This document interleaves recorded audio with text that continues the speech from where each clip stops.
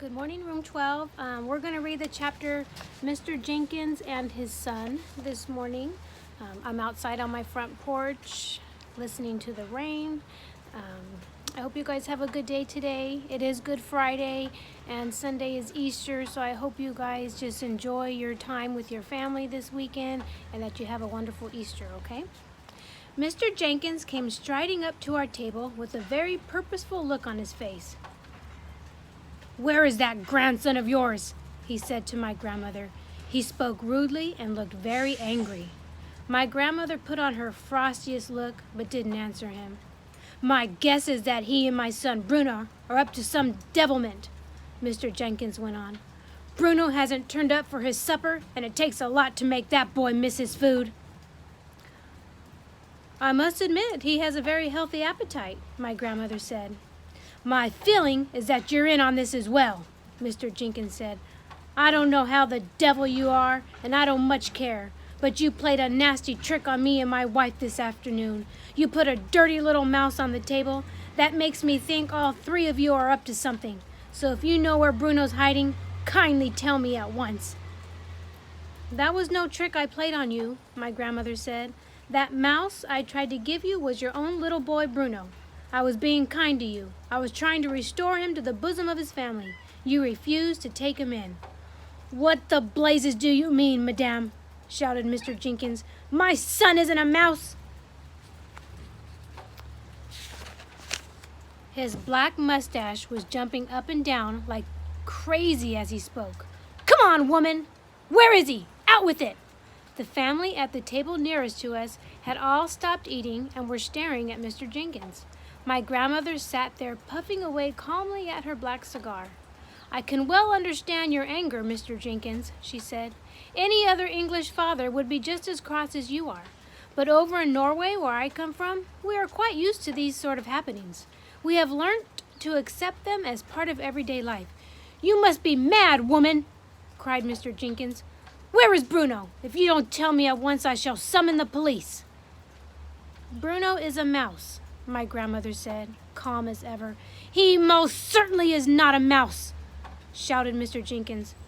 "Oh, yes, I am," Bruno said, poking his head up out of the handbag. Mr. Jenkins leaped about 3 feet into the air. "Hello, Dad," Bruno said. He had a silly sort of mousy grin on his face. Mr. Jenkins' mouth dropped open so wide I could see the gold fillings in his back teeth. "Don't worry, Dad," Bruno went on. "It's not as bad as all that. Just so as long as the cat doesn't get me." "Bruno!" stammered Mr. Jenkins. "No more school." Excuse me. "No more school," said Bruno, grinning a broad and a singing mouse grin.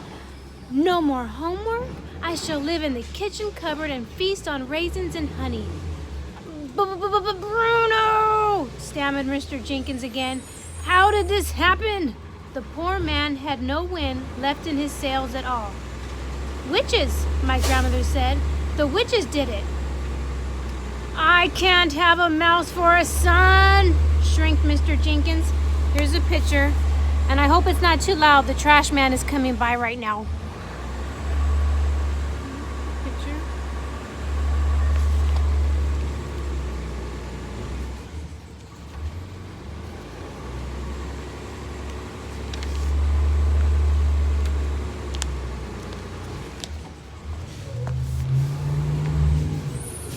I'm going to wait a second until the trash man leaves, okay? Because it's a little bit noisy.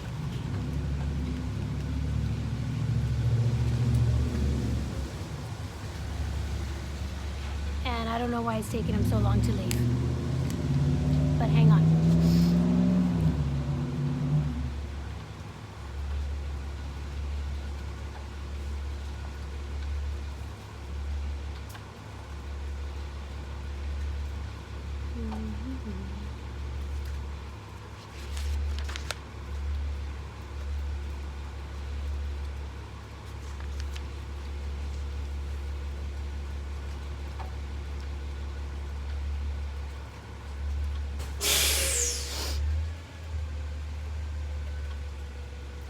I think he's gonna leave right now.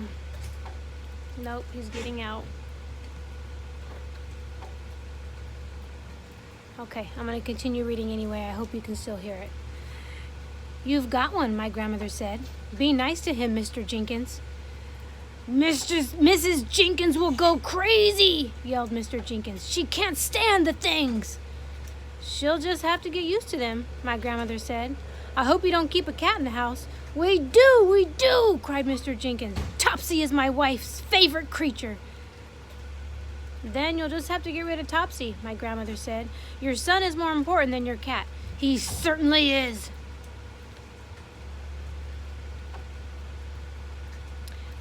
Bruno shouted from inside the handbag. "You tell Mom she's got to get rid of Topsy before I go home." By now, half the dining room was watching our little group. Knives and forks and spoons had been put down, and all over the place heads were turning round to stare at Mr. Jenkins as he stood there spluttering and shouting. They couldn't see either Bruno or me, and they were wondering what all the fuss was about. "By the way," my grandmother said, "would you like to know who did this to him?" There was a mischievous little smile on her face, and I could see that she was about to get Mr. Jenkins into trouble. "Who?" he cried. "Who did it?" "That woman over there," my grandmother said. "The small one in a black dress at the head of the long table." "She's RSPCC," cried Mr. Jenkins. "She's the chairwoman." "No, she's not."